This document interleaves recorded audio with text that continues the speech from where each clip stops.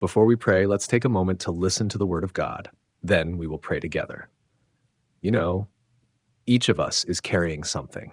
Some are bearing a burden no one else can see, a weariness that keeps repeating itself, a habit they long to let go of, but don't yet have the strength to release, an old wound that hasn't healed, quietly gnawing at the peace within. Maybe it's a hidden mistake, something that brings shame every time it comes to mind. A word spoken, an action taken, a decision made, one you wish you could undo. But today, let me remind you of this. There is nothing you carry that God does not see. There is nothing you've done that His grace is not enough to forgive. There is no pain too small for Him to care about, and no darkness too thick for His light to reach. You don't have to get through it all by yourself. You only need to come as you are and say, Lord, here I am with all my imperfections. God does not love you because you have no mistakes. He loves you right in the middle of your stumbling. The Lord is close to the brokenhearted and saves those who are crushed in spirit. Psalm 34. There are days when it feels like you're praying into a wall. You repeat the words, try to be patient, but your heart feels hollow. You begin to wonder, God, are you there? Do you hear me? Or am I just talking to the dark? If that's you today, let me say this clearly from the depths of my own heart. God is closer than you think. Not only when you're inside a church, not only when you're doing the right thing, not only when you feel spiritual, He is near in the very room you're sitting in. He is near in the moment you're trying to hold back tears at the family dinner. He is near when you no longer have the strength to pray and all you can do is sigh. He has never walked away from you. We often measure God's closeness by our emotions, but emotions are unreliable. They shift with the weather, with our circumstances, with each breath. God is not like that. He does not waver. He does not withdraw. He does not go silent to punish you. You know what's truly wonderful? Even when you can't feel Him, He is still working, still orchestrating, still healing, still protecting you from things you'll never even know. I remember a friend once said, there were times I thought God had forgotten me. But looking back, I see it clearly. The moments I thought I was most alone, He was carrying me through. That is your God. The one who didn't wait for you to come close, but came down to be close to you. He left the throne of glory to take on human form, so you would never have to wonder if He understands your pain. He was betrayed. He was misunderstood. He wept. And because of that, He understands, not just with omniscience, but through experience. When you hurt, He knows. When you fear, He sees.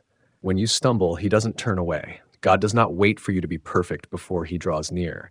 He waits for you to be honest. Take a moment, close your eyes, and consider this.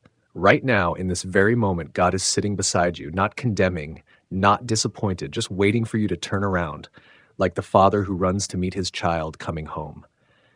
He is the place where you can cry without shame, the place where you can be weak without fear of blame. The place where you can be real completely and still be loved. Call to me and I will answer you and tell you great and unsearchable things you do not know. Jeremiah 33:3. We often think that in order for God to answer, we have to pray the right way, say the right words, keep the right timing. But Scripture doesn't say, present it perfectly, and then I will hear. God speaks something far simpler, yet full of power. Call to me. That's it. No script needed, no solemn voice required, just a genuine heart calling out to Him. Sometimes you'll call through tears. Sometimes you won't even find the words, just a soft sob or a weary sigh. And sometimes all you can whisper is, "O Lord," but know this. Every cry touches the heart of the Father.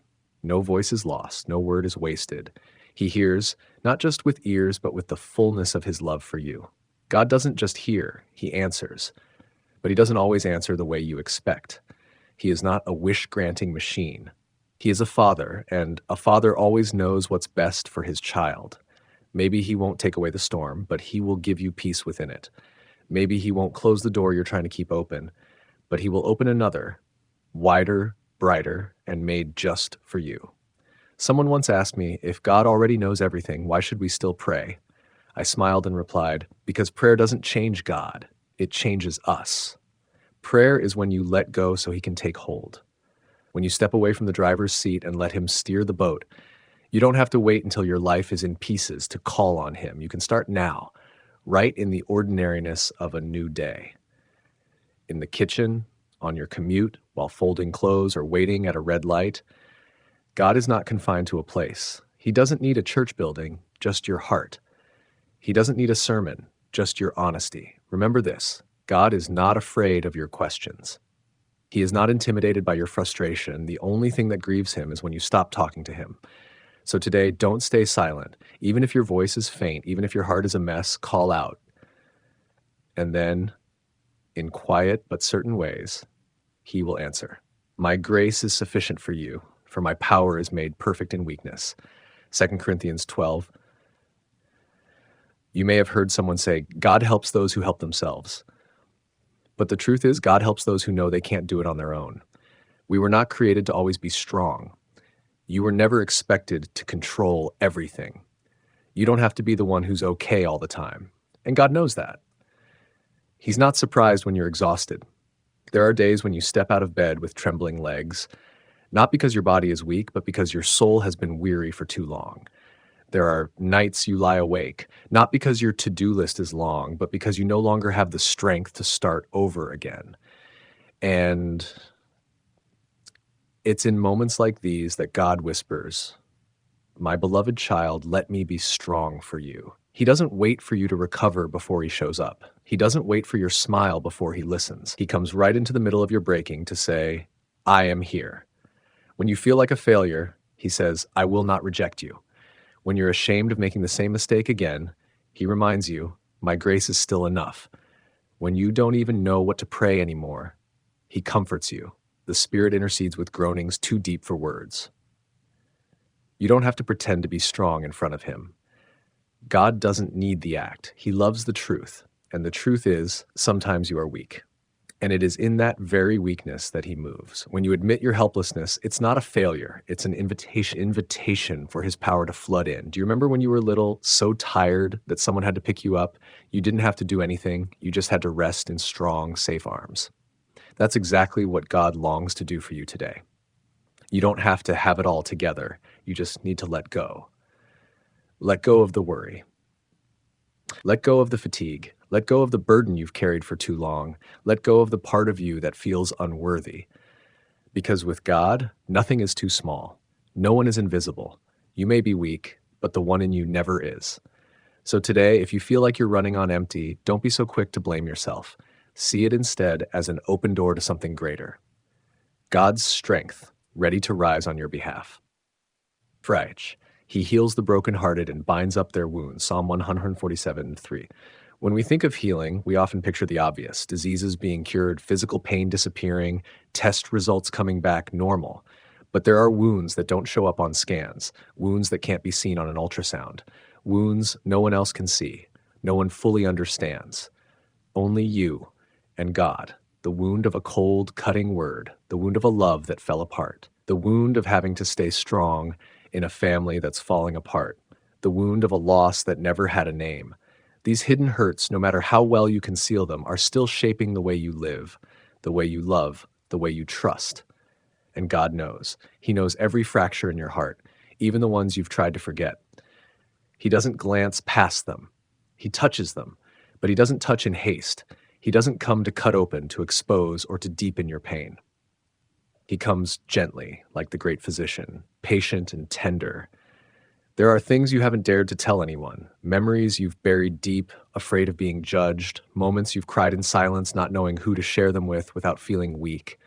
And God, the one who doesn't need your explanations, he was there, every time, every tear. You don't need to be okay in order to be healed. You just need to let him in, because God's healing isn't just about removing the pain. It's restoration. It's when what was broken is made whole again. It's when what was lost is turned into something valuable. It's when you can say, I was once wounded, but he healed me. And don't think it's too late. There's no such thing as too late in the hands of the one who brings dry bones back to life. No scar too old for him to renew. Let him heal, not just your body, but the deepest parts of your soul. Let him bind up not only what others can see, but even the parts inside you that feel long dead, because you weren't just made to survive, you were made to live fully. And that healing begins in the place where you dare to open your heart. even with just a whisper. Lord, please heal the part of me that has forgotten how to love, to trust, to hope. Shh, pray without ceasing. 1 Thessalonians 5, verse 17. We often imagine prayer as something sacred that requires a quiet space, a private room, candles, soft worship music, a reverent posture. But God is not confined to worship services. He doesn't wait for you to be dressed properly before he listens. He doesn't need you to find the perfect words. He hears you on the bus, stuck in traffic, amid the honking horns and city dust. He hears you while washing dishes in the kitchen, your eyes still wet from last night's argument. He hears you in the office restroom, clutching your chest with worries too heavy to name. He hears the unconscious sigh while you wait for the medicine to work. He hears the sobs you try to swallow when no one is watching. You don't need to start praying, you just need to talk to him. Lord, I'm so tired. God, please help me stay calm. God, don't let me snap at my child today. Lord, am I going the wrong way?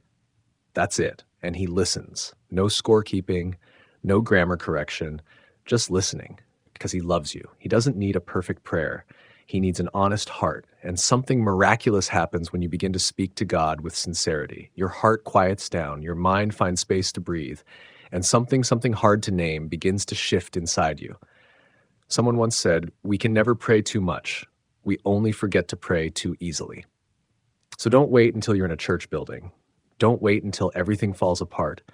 Don't wait until you feel spiritual enough. Call out to him right now, wherever you are. God doesn't require a sacred space. He only asks for a willing heart. And sometimes in the most ordinary of places, the bathroom, the kitchen corner, the hospital hallway, a cramped coffee shop, God will light up your soul like a lamp in the night, like warmth reaching deep into your spirit, because he is not far from you. He is right there, waiting for you to turn back, even if it's just with a whisper. Commit your way to the Lord, trust in him, and he will do it. Psalm 37:5. You've prayed for others, for your family, your work, the world, but today I want you to pray for yourself, not in the way of, Lord, I need this, or please give me that, but as an offering, gentle and sincere. Lord, here I am, with both the weakness and the beauty inside me. I give it all to you because I know no one loves me as fully as you do. You don't need to hide anything from God. You don't have to tidy up your emotions before presenting them. You don't need to sort out what's worthy to offer and what's not worth saying. God already knows. And yet he patiently waits for you to surrender, like a loving father waiting for his child to open up. Maybe you're still haunted by an old mistake, something you keep thinking, if only I had done it differently. Today, speak it out. Even if your voice trembles, even if the words come slowly, even if you don't know where to begin, just be real, just be you. Because there is nothing you can hide from God and nothing you ever need to. Maybe you've held back your most beautiful parts, the quiet dreams, the unused talents, the desires that seem too selfish to ask him to care about. But you know what? God cherishes those parts too. He rejoices when you recognize your worth. He delights in seeing you live out the purpose he designed in you. Offer it all to him, not just what you think needs prayer, but also what seems too small to matter, because he cares about it all, from the tiniest detail to the biggest decision in your life. Someone once asked, should I even pray about choosing a college? The answer is, you can pray about anything, because nothing is too small if it weighs on your heart, and nothing is too big if you place it in the hands of the Almighty. Today, begin a new kind of prayer.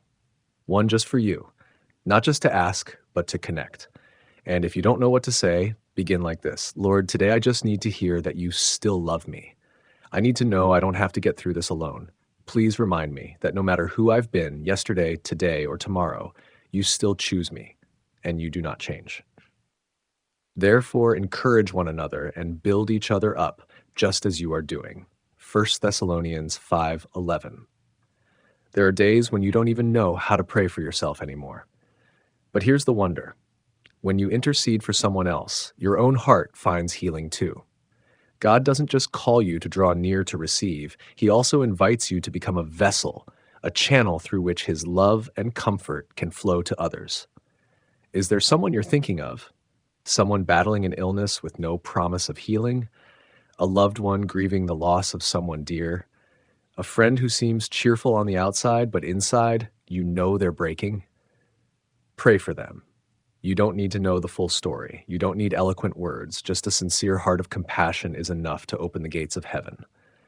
Lord, I don't know exactly what they're going through, but you do. Please be present with them in the way they need most. Maybe they have no one to pray with. Maybe they're too weary to pray for themselves. And today, God is calling you to stand in the gap. Pray for healing over aching bodies, for peace over minds drowning in anxiety, for comfort over hearts fractured by loneliness, betrayal, or loss. Ask God to fill the empty spaces only He can reach. There is power in intercession, not because the one praying is strong, but because the one listening is infinitely kind. You may not be able to always be there for the ones you love, but God can. You may not be able to take away every pain, but you can place them in the arms of the one who can. Praying for others doesn't take anything away from you. In fact, it softens your heart, enlarges your spirit, and draws you closer to God. And sometimes as you pray for someone else's healing, God begins to heal you, because true love never stands still. It always moves, always multiplies. From your heart to another's and back again from heaven to earth. The one who is in you is greater than the one who is in the world. 1 John 4, verse 4. There are moments when you think, if I can just survive, that's already enough. Just get through this season. Just don't fall apart. Just hold everything together. But God didn't create you just to survive. He calls you an overcomer, not because you've never fallen, not because you've never doubted or trembled, but because the one who lives in you, the one who conquered death, sin, and every shadow has placed his victory inside your soul. You don't overcome by your own strength. You overcome because you belong to the one who already won. You've made it through pain you thought would destroy you. You've stood back up after failures you believed were final. You've loved again, trusted again, forgiven again, even with parts of you still in pieces. None of that is accidental. It's the evidence of a soul upheld by God. When the enemy whispers, you're too weak. You're not good at anything. You're not worthy of God's love. You have the right to rise and respond in faith. I'm not perfect, but I am chosen. I've fallen, but I've been lifted. I am not alone, and I know the one within me is greater than anything against me. That's not arrogance. That's a declaration. It's how your soul reminds itself. You are not defined by fear. You are not defined by failure. You are defined by the one who calls you beloved. You're not just someone trying. You're someone empowered by heaven. You're not just someone hurting. You're a warrior marked by grace. So declare it out loud or in the quiet of your heart. I belong to God. I am forgiven. I am anointed. I am called. I am loved. And I will not live as a victim. I will live as someone redeemed. How great are your works, Lord. How profound your thoughts. It is good to proclaim your love in the morning and your faithfulness at night. Psalm 92, verse 5-2.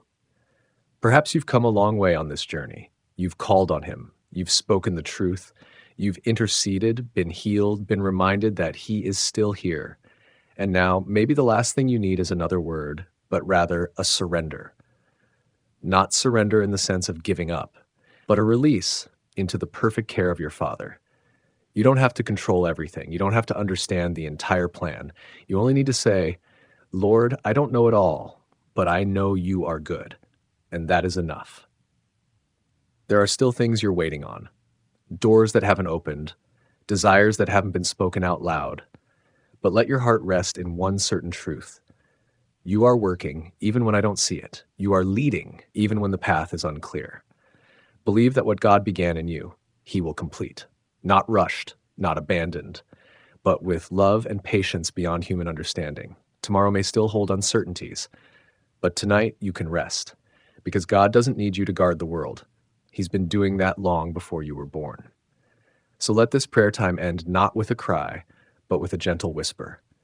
I love you, Lord, not just because you give me what I need, but because you are my Father, the one who never left me, the one who is still holding me step by step, day by day. And if today you felt even a glimpse of God's presence, hold on to that moment. Even a flicker of light in your heart can ignite faith for the days ahead. You don't have to do it all. You just need to show up and let him do the rest.